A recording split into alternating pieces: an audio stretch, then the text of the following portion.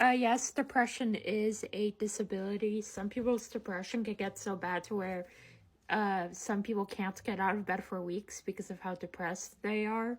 For me, I have what's called persistent depressive disorder, also known as chronic depression, which basically means I'm depressed a lot more severely than a lot of other people who just have like a major depressive disorder, which is the most common form of depression. Persistent depressive disorder includes symptoms of like not getting out of bed for weeks, sleeping throughout the day, eating too much or too little, or both. For me, I struggle with eating too much and eating too little. It can cause irritability, it can cause uh, deterioration of like hygiene habits. It can also cause suicidal thoughts, self-harm, and it can cause nightmares as well, which is not really talked about enough. But yes, depression can cause nightmares, and it's awful to deal with.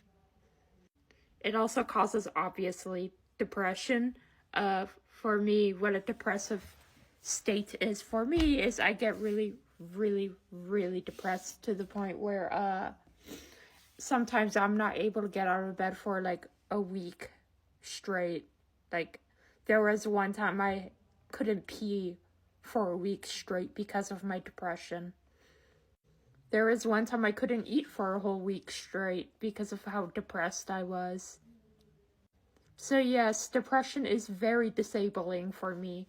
And if it weren't, like, if I were to go off my meds, like, if I were to go off my depression medication, let's just say I might not be here.